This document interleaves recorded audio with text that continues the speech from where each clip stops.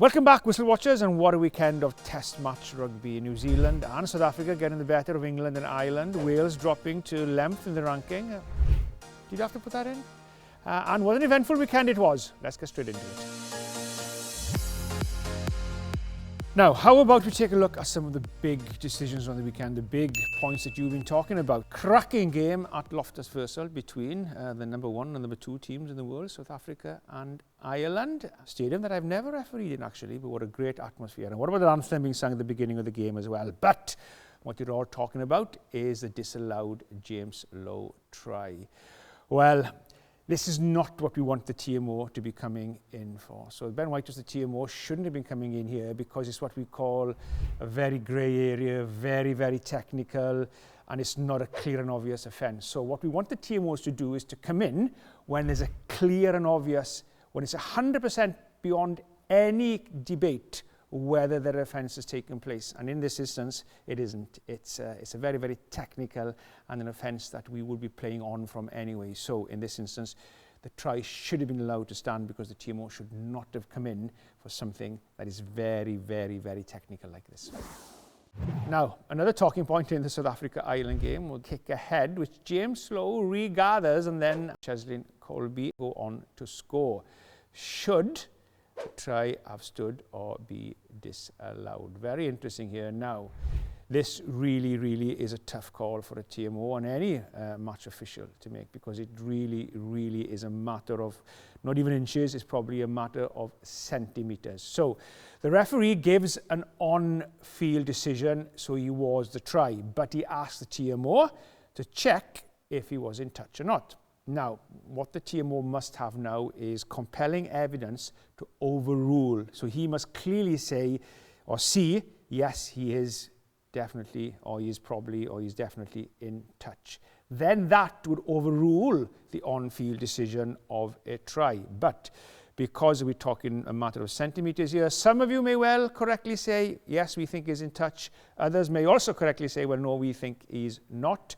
And therefore, there's no compelling evidence to say that the on-field decision needs to be overturned. But it probably would have been better if the referee would have asked, instead of giving an on-field decision of a try, it probably would have been better to have gone upstairs and asked, okay, can we check please if the foot is in touch? We get rid of then the on-field decision and just ask the simple question, is his foot in touch? And then, who knows, would it have been a try or not? Now then, James Botham, disallowed try. Now then, Wales thought that they got back into the game here with a driving maul, but it wasn't to be, as the referee, Pierre Boussault, disallowed the try, because if you have a look at it, Wales' second row, Chris Chunza, obstructed the Australian defenders, allowing James Botham to score the try. So the try was correctly chalked off. So, because you have 2 players in front, what we call a shift drive, so they go over the ball, they shift to the side, and they use then the players, their own team in front, to prevent a defence getting at the ball carrier, that would deem to be obstruction. So therefore, for that reason, the try is correctly chalked off. Now then, the penalty try and a yellow card to Fraser McReight. Was it correct? Well, yes, it was, because what Fraser McReight does, he comes in from the side and then illegally collapses the maul, which the referee deemed would mean that Wales would have probably scored. Remember, that's the key word, probably scored, if it wasn't for his actions. Very similar to what we saw with Wainwright in the Wales-South Africa game in Twickenham a couple of weeks ago. So yeah, illegally collapsing the maul, a try would have probably been scored, and therefore we have a penalty try.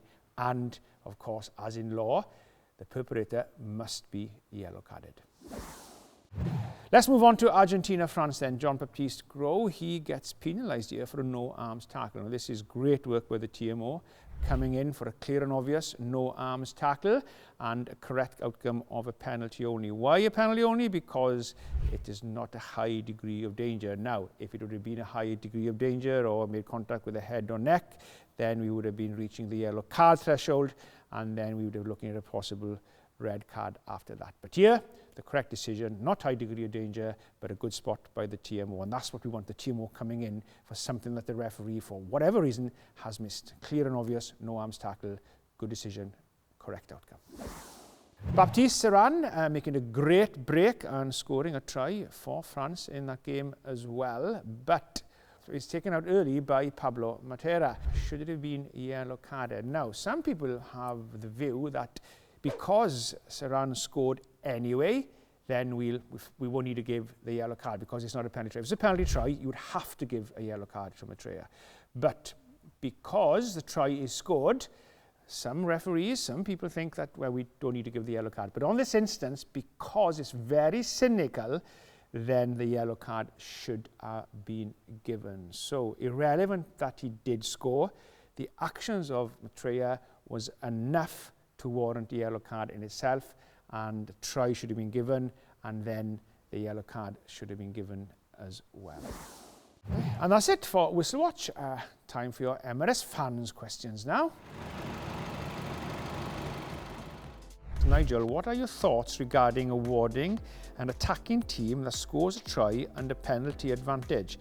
I'm thinking either to move the conversion in front of the sticks or award a 6-point try.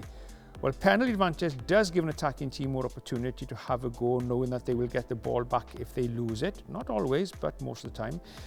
It could act as another incentive not to infringe, particularly in tight games. Now then, very, very interesting one. Certainly one to have a think about for sure. So I think what you mean here is that if an advantage is played, let's say, outside the 22-metre line for an offside line, no matter where they score, then the conversion will always be in front of the posts.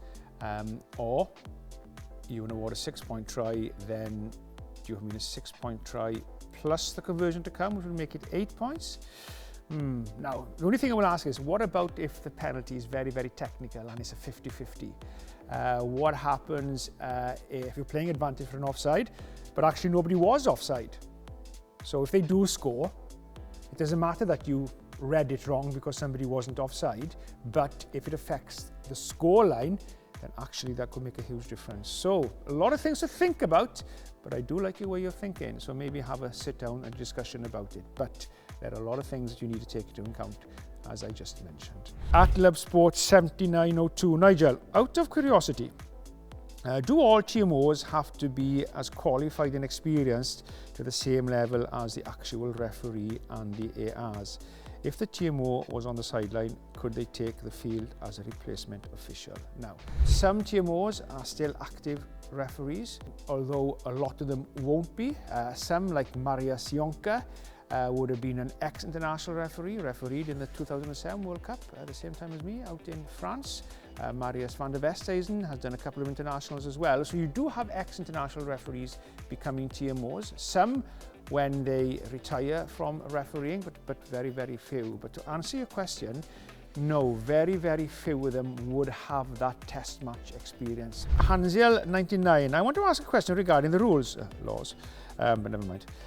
In Ireland-South Africa game, there was a tap inside by Lowe that led to the Kolbe try, which we covered in Whistle Watch. If he was outside when he threw the ball in, would it still not be a try, as it then not a quick throw-in? Good point. So, quick throw-in is that a player gets the ball that hasn't been touched by anybody apart from the last player who put it or took it in to touch, and then the ball hasn't touched anybody or anything on or beyond the touchline. If it touches the advertisement post, that's fine, but if it goes into the stand, touches the crowd, touches the medic, touches a substitution, then you can't take a quick throw-in. So, if James Lowe goes into touch to get the ball and then throws it as a quick throw-in, then yes, that would be fine. But if the ball touches somebody who is on or beyond the touchline, then it's deemed to be in touch. So it all comes down to this really. If you felt James Lowe was responsible for taking the ball into touch by touching the ball by making that action, then obviously the quick throw-in wouldn't count. But if the ball was already in touch and James Lowe gathers it to throw it in, then it would be deemed as a quick throw-in. Very complicated, isn't it? But I hope that explanation helps. Confused myself there. And that's it for your Emirates Fans Questions. Keep them coming, some great questions there, and a lot of fun as well. Now, as you know, I do love a good stat when it comes to international rugby. So why don't we take a look at some of the best 3 players of the weekend, which are backed up by the stats. Now then, Ben Earl from England, obviously. One of the standout performers for Steve Borthwick during the Six Nations as well. Carried on from where he finished off in the Six Nations, actually, because Earl carried 22 times for England in their narrow loss to New Zealand. That loss of just 1 point, of course. He also carried for 40 metres and beat 5 defenders, second most of all forwards, and beating 5 New Zealand defenders takes some doing, so good work, Ben Earl. Archie Griffin, now then, limited to just 1 appearance in the Six Nations due to injury. Of course, the 22-year-old Welsh prop was looking to make the most out of his first start in the Wales shirt out in Australia, and he certainly did that because he made the most tackles, 26, the most of any player over the weekend, and an impressive first start for the Welsh prop as well. So certainly one to keep an eye out.